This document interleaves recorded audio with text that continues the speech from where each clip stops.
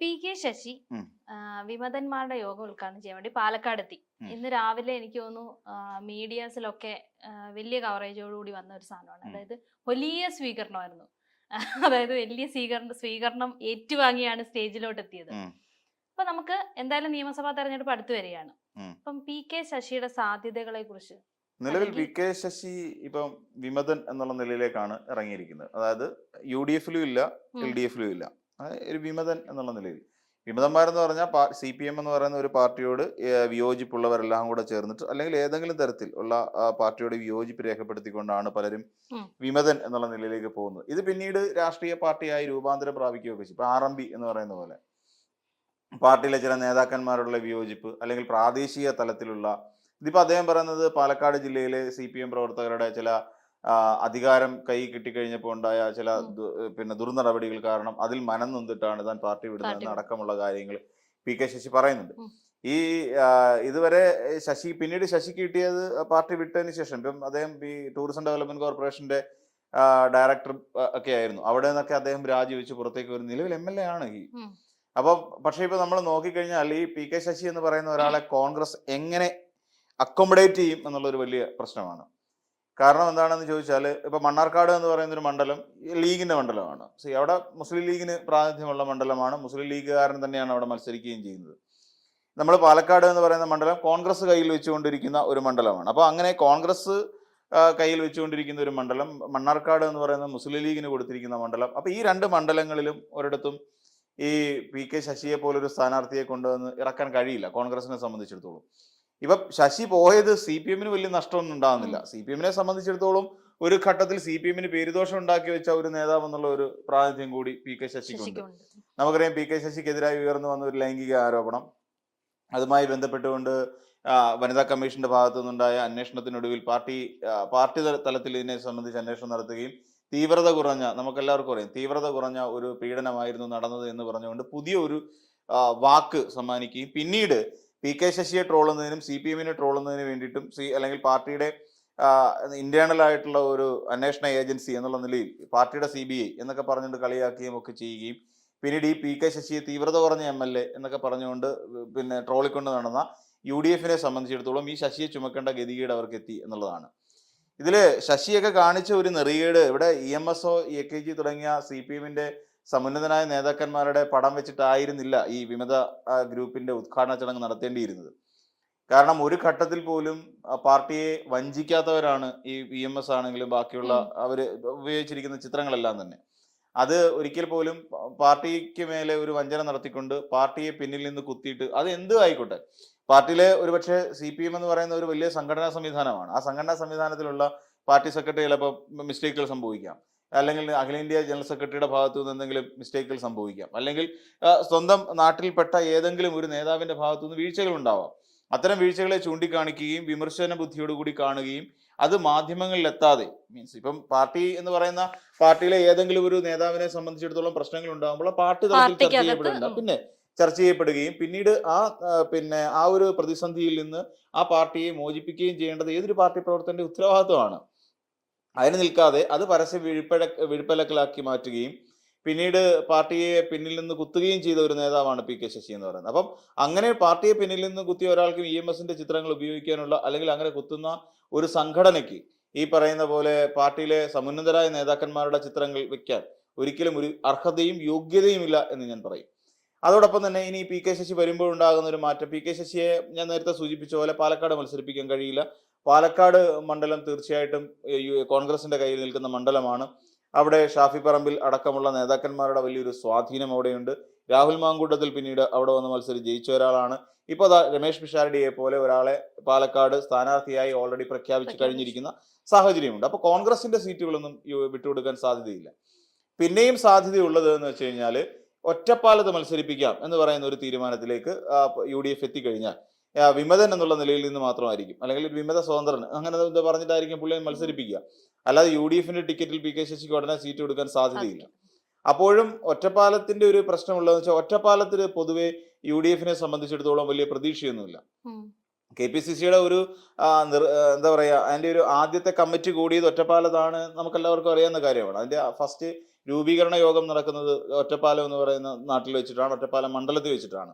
അപ്പം എന്നിരുന്നാൽ തന്നെയും ഇക്കണ്ട വർഷം അത്രയും 57-ന് ശേഷം ഇതുവരെ 2 തവണ മാത്രമാണ് UDF എന്ന് പറയുന്ന മുന്നണിക്ക് ഒറ്റപ്പാലം മണ്ഡലത്തിൽ നിന്ന് ജയിച്ചു കയറാൻ സാധിച്ചിട്ടുള്ളത്. ബാക്കി എല്ലായ്പ്പോഴും ജയിച്ചിട്ടുള്ളത് ഈ പറയുന്ന LDF എന്ന് വെച്ചാൽ LDF-ന്റെ ഒരു കോട്ട.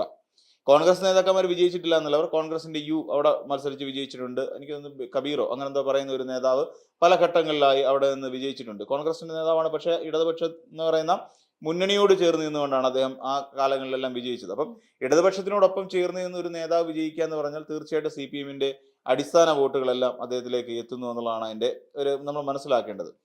കാരണം CPM ഈ പറയുന്ന പോലെ CPM ആണെങ്കിലും CPI ആണെങ്കിലും ഘടകകക്ഷികളായിട്ട് മത്സരിക്കുന്ന ആര് മത്സരിച്ചിരുന്നാലും, അതിപ്പോൾ ജനാധിപത്യ കേരള കോൺഗ്രസ് ആണെങ്കിലും ഇനി അതല്ല മാണി കോൺഗ്രസ് ആണെങ്കിലും പാർട്ടി വോട്ടെല്ലാം കൃത്യമായി അതിലേക്ക് പോയി വീഴും. അല്ലാതെ ഇവിടെ നിന്നുകൊണ്ട് പ്രാദേശിക തലത്തിൽ ഈ പറയുന്ന അവിടുത്തെ നേതാക്കന്മാർക്കെതിരെ ഒരു ചലനമൊന്നും ഈ പറയുന്ന CPM-ൽ ഉണ്ടാകുന്ന സാധ്യതകൾ വളരെ കുറവാണ്. അങ്ങനെ ഉണ്ടാകാറുമില്ല, ഉണ്ടായിട്ടുമില്ല, ഉണ്ടായ ചരിത്രവുമില്ല. അപ്പോൾ അങ്ങനെ വരുന്ന ഒരു സാഹചര്യം കൂടി കണക്കിലെടുക്കുമ്പോൾ ഒറ്റപ്പാലത്ത് PK ശശിയെ മത്സരിപ്പിക്കാനുള്ള ഒരു നീക്കം നടത്തും. ഇതിലൂടെ 2 ഗുണങ്ങളുണ്ട്. ഒന്നുകിൽ അവിടെ ഇത്തവണ PK ശശി എന്ന് പറയുന്ന ഒരാളുടെ ഒരു തരംഗം ആഞ്ഞു വീശാനുള്ള സാധ്യത ഉണ്ടെങ്കിൽ PK ശശി തീർച്ചയായിട്ടും ജയിക്കും. എന്നാൽ അങ്ങനെ PK ശശി ജയിച്ച് വലിയൊരു താരമായി മാറാനുള്ള ഒരു സാധ്യതയും, അതായത് CPM എന്ന് പറയുന്ന ഒരു പാർട്ടിയെ സംബന്ധിച്ചിടത്തോളം പാർട്ടിയിൽ നിന്ന് വിട്ടുപോയിട്ടുള്ള ഒരു നേതാവും പാർട്ടിക്ക് അപ്പുറത്തേക്ക് വളരാനോ അല്ലെ പാർട്ടിക്ക് ഒരു വലിയ ഇതൊന്നും അല്ല. എന്ന് വെച്ചാൽ പാർട്ടിയെ വെല്ലുവിളിക്കാൻ തക്ക ശേഷിയുള്ളവരൊന്നും അല്ല പാർട്ടി വിട്ടു പോയിട്ടുള്ളവരൊന്നും തന്നെ.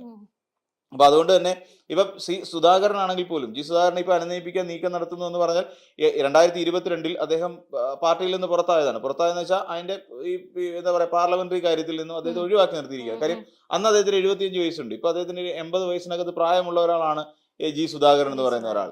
അല്ല അത്ര സ്മാർട്ടായിട്ട് ഓടി നടക്കേണ്ട ചെറുപ്പമൊന്നും അല്ല. മുഖ്യമന്ത്രി പിണറായി വിജയനെക്കാട്ടിൽ സീനിയർ ആയിട്ടുള്ള ഒരു നേതാവാണ്.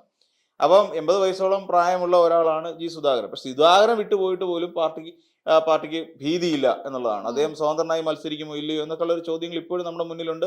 ഇനി അതല്ല, ഗോവിന്ദൻ മാഷും അതോടൊപ്പം തന്നെ MA ബേബി നടത്തിക്കൊണ്ടിരിക്കുന്ന അനുനയ നീക്കങ്ങൾക്കൊടുവിൽ സുധാകരന്റെ ഭാഗത്ത് നിന്നുകൊണ്ടൊരു പോസിറ്റീവായിട്ടുള്ള ഒരു വെർഷൻ ഉണ്ടാകുമോ എന്നുള്ള കാര്യമൊക്കെ പിന്നീട് കണ്ടറിയേണ്ട കേസാണ്. എന്നിട്ട് പോലും കുലുങ്ങാത്ത ഒരു പാർട്ടിയാണെന്നാണ് പറയുന്നത്. അപ്പൊ അങ്ങനെ കുലുങ്ങാത്ത ഒരു പാർട്ടിയെ സംബന്ധിച്ചിടത്തോളം PK ശശി എന്ന് പറയുന്ന ഒരു നേതാവ് പിരിഞ്ഞു പോയി കഴിയുമ്പോൾ, അല്ലെങ്കിൽ വിമത സ്വരം എന്നുള്ള നിലയിലേക്ക് വരുമ്പോൾ അത് പാർട്ടിയെ വലുതായിട്ടൊന്നും ബാധിക്കാൻ സാധ്യതയില്ല. അത് പക്ഷേ വെട്ടിലാകുന്ന UDF ആണ്. ഇപ്പൊ UDF-ന് ഏതെങ്കിലും തരത്തിൽ ഒറ്റപ്പാലത്ത് ജയിക്കാൻ സാധ്യതയുണ്ടെങ്കിൽ, കഴിഞ്ഞ തവണ P സരിനായിരുന്നു UDF-ന്റെ സ്ഥാനാർത്ഥി. അപ്പം എനിക്കൊന്ന് പ്രദീപ് കുമാറോ മറ്റോ ആണ് ഇപ്പൊ അവിടെ നിന്നുള്ള LDF-ന്റെ നേതാവ്. ആ പുള്ളി തന്നെ ഇത്തവണയും MLA എന്നുള്ള നിലയിൽ അദ്ദേഹം ഒറ്റപ്പാലത്ത് മത്സരിക്കാനുള്ള സാധ്യതയും ഉണ്ടെന്നാണ് നമുക്കറിയാൻ കഴിയുന്നത്. അപ്പം അദ്ദേഹം തന്നെ നിലവിൽ ഒറ്റപ്പാലത്ത് നിന്ന് മത്സരിക്കുന്നു. അപ്പം ഇതിനു മുമ്പ് സരിനെ 15,000-ലധികം വോട്ടുകൾക്കാണ് സരിനെ ഒറ്റപ്പാലത്ത് ഇദ്ദേഹം പരാജയപ്പെടുത്തിയത്. തുടർന്ന് ഈ പറയുന്ന മണ്ഡലം തിരിച്ചു പിടിക്കാൻ വേണ്ടിയിട്ട് എന്തായിരുന്നാലും ഇദ്ദേഹത്തെ ഇറക്കിയിട്ട് കാര്യമൊന്നുമില്ല. അതായത് PK ശശി വിചാരിച്ചാൽ ഒറ്റപ്പാലം മണ്ഡലം CPM-ൽ നിന്ന് തിരിച്ചു പിടിച്ചുകൊണ്ട് പോകാൻ സാധ്യമല്ല. കാര്യം എന്താണ്? ഒരു വർഗവഞ്ചകൻ, നയവഞ്ചകൻ എന്നുള്ളൊരു ലേബൽ അദ്ദേഹത്തിന്റെ പുറത്തുണ്ട്. അവിടെ ഈ ശശിയുടെ വരവ് ഇഷ്ടപ്പെടാത്ത ഒരു UDF-ലെ അല്ലെങ്കിൽ കോൺഗ്രസ് പാർട്ടിയിലെ ഒരു വലിയ വിഭാഗം ഉണ്ട്. കാര്യം ഇത്ര കാലം ട്രോളിക്കൊണ്ട് നടന്ന ആളിന് വേണ്ടി നാളെ ജയ് വിളിക്കണം, മുദ്രാവാക്യം വിളിക്കണം, പോസ്റ്റർ ഒട്ടിക്കണം എന്ന് പറയുന്ന കോൺഗ്രസിന്റെ ഒരു ഗതികേട് ആലോചിച്ച് നോക്കണം.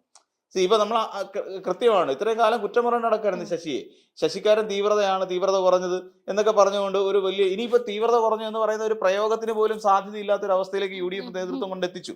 അപ്പൊ അങ്ങനെ വരുന്ന സാഹചര്യത്തിൽ ഇവർ ഈ തീവ്രത ഇല്ലാത്ത ഇദ്ദേഹത്തിന് വേണ്ടിയിട്ട് ജയ് വിളിക്കാനും അവിടെ പോയി നിന്നുകൊണ്ട് പോസ്റ്റർ ഒട്ടിക്കാനും അവിടുത്തെ ഒറ്റപ്പാലത്തെ കോൺഗ്രസ് നേതാക്കന്മാരുടെ ഒരു അവസ്ഥാവിശേഷം ഒന്ന് ആലോചിച്ച് നോക്കുക. അവരങ്ങനെ രംഗത്തേക്ക് ഇറങ്ങേണ്ട ഒരു ഗതികേടിലേക്ക് അവരെ കൊണ്ട് എത്തിക്കുകയാണ് ഇപ്പൊ ശരിക്കും പറഞ്ഞാൽ ചെയ്യുന്നത്. അതുകൊണ്ട് തന്നെ ഒറ്റപ്പാലം എന്ന് പറയുന്ന സീറ്റ് ഒരു എഴുതിയിടാം UDF-നെ സംബന്ധിച്ചിടത്തോളം ഒരു നഷ്ടക്കോള് തന്നെയാണ്. അപ്പൊ പാലക്കാട് എന്നുള്ള ഒരു സീറ്റ് UDF-നെ സംബന്ധിച്ചിടത്തോളം ഇപ്പോ നഷ്ടപ്പെട്ടു എന്ന് നമ്മൾ ചിന്തിക്കേണ്ടി വരും. കാര്യം അദ്ദേഹം മുൻകൂട്ടി പറയാം. കാരണം എന്ന് വെച്ചാൽ PK ശശി അവിടെ ജയിക്കാൻ പോകുന്നില്ല. PK ശശിയെ പാലക്കാട് വേറെടുത്ത് മത്സരിപ്പിക്കാനും കഴിയില്ല. മണ്ണാർക്കാട് പറ്റില്ല, തൃത്താല നടക്കില്ല. തൃത്താലയെ സംബന്ധിച്ചിടത്തോളം തൃത്താല VT ബൽറാമിന് തീരെഴുതി കൊടുത്തിരിക്കുന്ന മണ്ഡലം അല്ലേ തന്നെ. ഇപ്പൊ UDF-നെ സംബന്ധിച്ചിടത്തോളം അവരുടെ കയ്യിലുള്ളതിനേക്കാളും കൂടുതൽ ആൾക്കാർ മത്സരിക്കാൻ നിൽക്കുന്നുണ്ട്. സീറ്റിനേക്കാളും കൂടുതൽ ആൾക്കാർ മത്സരിക്കാൻ ഇങ്ങനെ പുറത്തു നിൽപ്പുണ്ട്.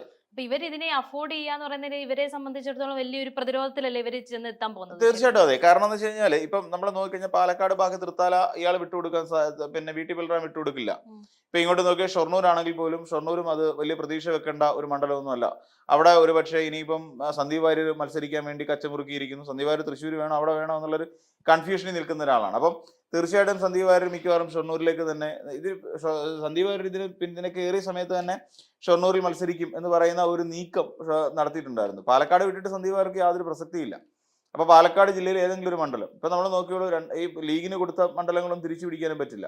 അല്ലെ പട്ടാമ്പിയോ അങ്ങനെ ഏതെങ്കിലും സ്ഥലം ഏറ്റെടുക്കേണ്ടി വരും. പക്ഷെ എന്നിരുന്നാൽ തന്നെയും ഇവിടെ ഒറ്റപ്പാലത്ത് മാത്രമേ ഈ മിക്കവാറും PK ശശിയെ മത്സരിപ്പിക്കാൻ സാധ്യതയുള്ളൂ. അപ്പൊ നിലവിലത്തെ കാര്യങ്ങളൊക്കെ പരിഗണിച്ച് നോക്കുമ്പോൾ തീർച്ചയായിട്ടും ഒറ്റപ്പാലം എന്ന് പറയുന്ന മണ്ഡലത്തിൽ ഇങ്ങനെ ഒരു പരാജയം PK ശശിക്ക് ഉണ്ടാകും എന്നുള്ള കാര്യം തീർച്ചയാണ്. അപ്പം പാലക്കാട് ജില്ലയിൽ നിന്ന് UDF-നെ സംബന്ധിച്ചിടത്തോളം തെരഞ്ഞെടുപ്പിന് മുമ്പ് തന്നെ ഒരു സീറ്റ് നഷ്ടമായി എന്ന് തന്നെ നമുക്ക് പറയേണ്ടി വരും.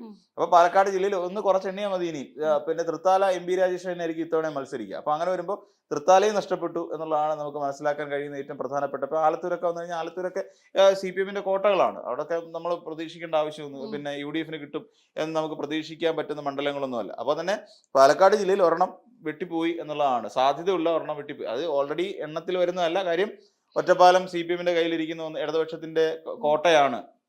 സൂചിപ്പിച്ച പോലെ KPCC-യുടെ രൂപീകരണ യോഗം നടന്ന ഒരു മണ്ഡലം പിന്നീട് 2 വർഷം 2 തവണ മാത്രം ജയിക്കാൻ കഴിഞ്ഞ ഒരു ഗതികെട്ട പാർട്ടിയാണ് പിന്നെ ഒറ്റപ്പാലത്തെ സംബന്ധിച്ചിടത്തോളം UDF എന്ന് പറയേണ്ടി വരും. അപ്പൊ PK ശശിയുടെ രാഷ്ട്രീയ മാറ്റം CPM-നെ സംബന്ധിച്ചിടത്തോളം വലിയ പിന്നെ പ്രശ്നമൊന്നും ഉണ്ടാക്കുന്നില്ല. പക്ഷെ UDF-നുള്ളിൽ ഒരു വലിയ ഒരു പ്രതിസന്ധിയിലേക്ക് പോകാനുള്ള സാധ്യതകൾ തെളിയുന്നുണ്ട്.